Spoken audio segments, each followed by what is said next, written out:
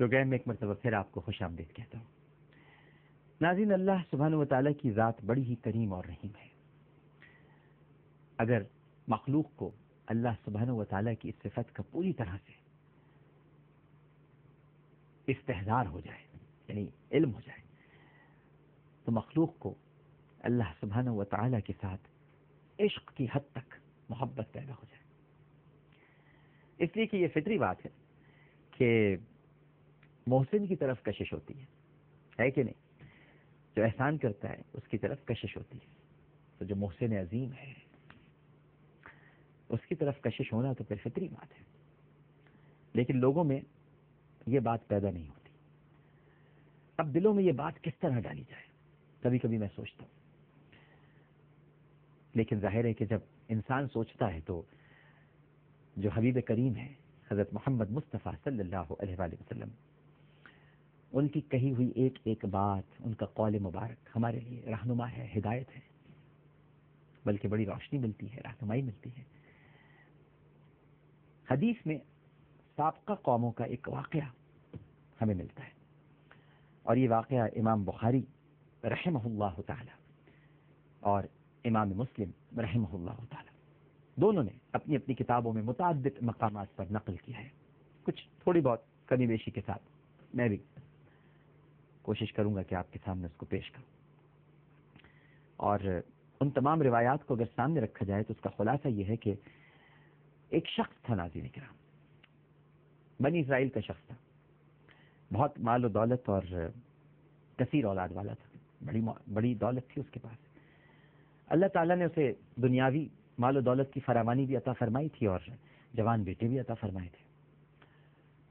دیکھیے، یہ بھی بڑی شکر کی بات ہے، شکر کی منزل ہے، کسی کے پاس دولت بھی ہو، مال بھی ہو، اولاد بھی ہو۔ اور یہاں ہوتا ہے بہتوں کے پاس یہ چیزیں ہیں، لیکن ہم الحمدللہ نہیں کہتے، اللہ کا شکر ادا نہیں کرتے۔ اگر آپ سن رہے ہیں اور آپ کے پاس یہ چیزیں ہیں تو اس وقت ایک مرتبہ ضرور الحمدللہ کہیں، اللہ کا بڑا بڑا شکر، بہت شکر، صد شکر کہ اس نے ہمیں دولت بھی دی، ہمیں اولاد بھی عطا کی۔ تو ناظرین کرام، اللہ تعالیٰ کی ان عظیم نعمتوں کے باوجود وہ اپنی جان پر ظلم کرنے والا تھا، بڑا ظلم کرتا تھا۔ قل یا عبادی الذین اسرفوا علی انفسہم لا تقنطوا من رحمت اللہ۔ اسرفو کہتے جان پر ظلم کرنے والا، اسراف سے نکلا ہے، زیادتی کرنے والا۔ تو اپنی جانوں پر ظلم کرنے والا تھا اور نیکی سے دور بھاگنے والا تھا۔ ساری عمر اس کے گناہوں میں، معاصی کے ارتکاب میں اور یعنی بڑے اور کبائر گناہوں میں مبتلا رہتے ہوئے گزری، یعنی اس نے کوئی نیکی کا کام نہیں کیا تھا۔ جب اس کی مہلت حیات ختم ہونے کو آئی اور مرض الموت میں مبتلا ہوا تو اسے خیال آیا، اور یہ آخر وقت میں خیال آتا ہے عموماً، کہ میں نے اللہ تعالیٰ کی عظیم نعمتوں اور اتنے عیش و فرامانی کے باوجود عمر بھر اس کی نافرمانی کی ہے۔ جب زندگی سے مایوس ہو گیا تو اسے یقین ہو گیا کہ موت کے بعد اللہ سبحانہ و تعالیٰ اسے اتنا شدید عذاب دے گا کہ تمام جہانوں میں کسی کو نہیں دیا ہوگا، کیونکہ وہ اپنی زندگی کے لمحے لمحے سے واقف تھا۔ ناظرین کرام، یہ وہی جانتا ہے جو آخری وقت بستر موت پر لیٹا ہوا آخری سانسیں لے رہا ہوتا ہے، وہی جانتا ہے اس نے اپنی زندگی کیسے گزاری۔ بندے نہیں جانتے۔ کچھ بندوں کے سامنے وہ انسان بہت عظیم المرتبت ہوتا ہے، کچھ کی نگاہوں میں وہ بہت پست ہوتا ہے، کچھ کی نگاہوں میں وہ درمیانہ ہوتا ہے، لیکن وہی جانتا ہے کہ اس سے کیا کیا گناہ سرزد ہوئے۔ وہ بھی اپنے لمحے لمحے سے واقف تھا، اور اس خیال سے، یعنی گناہوں کے خیال سے اس پر اتنی دہشت طاری ہوئی تھی۔ امام مسلم لکھتے ہیں کہ وہ یہ بھی بھول گیا کہ اللہ تعالیٰ تو ہر چیز پر قادر ہے، قدرت رکھتے ہیں۔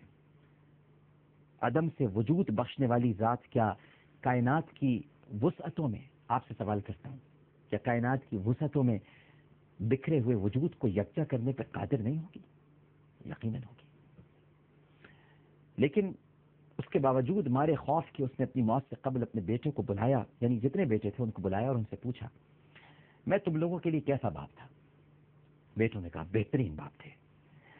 کہنے لگا فإني لم أبتحر عند الله خیرا، میں نے اللہ تعالیٰ کے دربار کے لیے کبھی کوئی نیکی کا ذخیرہ نہیں بنایا، لہذا میرے بچوں مجھے یقین ہے کہ اگر اللہ تعالیٰ مجھ پر قادر ہو گیا، حالانکہ وہ ہر وقت قادر ہے، لیکن اس وقت وہ یہ کہہ رہا ہے کہ اگر مجھ پہ قادر ہو گیا تو مجھے ایسا سخت عذاب دے گا میرے بچوں کے تمام جہانوں میں سے کسی کو نہیں دیا ہوگا.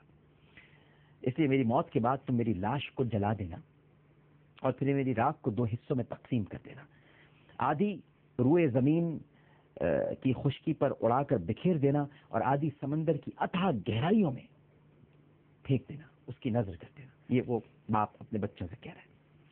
اگر تم ایسا نہیں کرو گے اور اگر مجھ سے اس کا وعدہ نہیں کرتے تو پھر میں تمہاری میراث غیروں میں تقسیم کر دوں گا. اب یہاں تھوڑا لالچ بھی دیا بچوں. بیٹوں نے بہرحال باپ کی موت کے بعد اس کی وصیت پر عمل کیا اور اس کی لاش کو آگ لگا کر آدھی راکھ خشکی میں اور آدھی راکھ پانی میں بہا دی. اللہ تعالیٰ نے خشکی کو حکم دیا کہ اس کی راکھ پورے روئے زمین میں جہاں بھی ہے، جہاں بھی بکھری ہوئی ہے، اڑا دی گئی ہے، پھینک دی گئی ہے، اس کو اکٹھی کر دے. اور وہ تو کن فیکون کی منزل پر ہے، وہ تو بس کہتا ہے اور ہو جاتا ہے. حکم الہی کی پابند زمین نے حکم کی تعمیل کی، اور اسی طرح سمندر کو حکم دیا کہ وہ بھی اپنے اندر موجود راکھ کو اکٹھا کرے، جمع کرے اور ہمارے سامنے پیش کرے. سمندر نے بھی حکم کی تعمیل کی. جب اس کی تمام راکھ اکٹھی ہو گئی تو اللہ تعالیٰ نے اس کو زندہ کر دیا اور اس سے اس عجیب و غریب وصیت کا سبب دریافت کیا. اس کا مطلب یہ نہیں ہے کہ پروردگار کو معلوم نہیں ہے، وہ سب جانتا ہے، لیکن وہ سننا چاہتا ہے اپنے بندے سے. دریافت کیا. اس نے کہا کہ اے میرے رب، آپ اس بات کی حقیقت سے بخوبی واقف ہیں کہ یہ وصیت میں نے آپ کے ڈر اور خوف سے کی تھی. اللہ تعالیٰ نے ناظرین کرام جب اس کے یہ جملے سنے کہ اے اللہ تو جانتا ہے میں نے یہ وصیت تیرے ڈر اور خوف کی وجہ سے کی تھی، تو اللہ تعالیٰ نے اس خوف کی وجہ سے اس کی مغفرت فرما دی.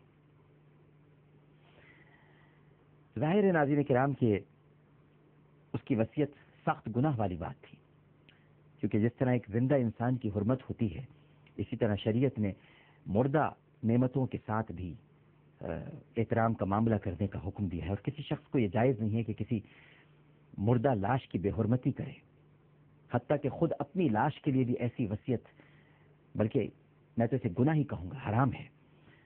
اور یہ وصیت ایک سنگین ترین گناہ کے مترادف تھی. وہ گناہ الگ جو اس نے زندگی میں کی ہے، لیکن یہ وصیت بھی گناہ تھی. لیکن اس کے باوجود، اور ہاں وہ یہ بھی جانتا تھا کہ اللہ تعالیٰ کے سامنے وہ کچھ بھی نہیں ہے، لیکن پھر بھی وہ یہ جملہ اس نے ادا کیا تھا کہ اللہ تعالیٰ اسے شاید دوبارہ زندہ کر دینے اور عذاب دینے پر قادر نہیں ہوگا. یہ بھی ایک سنگین ترین گناہ ہے. لیکن اس کے باوجود پروردگار نے اس کی وصیت کے پیچھے جو خوف تھا، اس خوف کو اللہ سبحانہ و تعالیٰ نے اتنا پیار کیا، یعنی عذاب الہی کے ڈر اور اس کی پکڑ سے جو ڈر تھا، اللہ تعالیٰ کو اس پر اتنا پیار آیا کہ اللہ سبحانہ و تعالیٰ نے اس عمل پر اس کی مغفرت فرما دی. آج کا پروگرام یہیں پر اختتام پذیر کرتے ہیں. انشاءاللہ کل پھر ایک اور نئی حکایت کے ساتھ، کچھ نئی باتوں کے ساتھ حاضر خدمت ہوں گا. پروگرام کے دوران اگر مجھ سے کوئی غلطی ہو گئی ہو یا میری کوئی بات آپ کو بری لگی ہو تو آپ سے معافی کی درخواست کرتا ہوں. اسی طرح اپنے رب کے حضور بھی معافی کا خواستگار ہوں. عامر لیاقت حسین کو اجازت دیجیے. اللہ حافظ.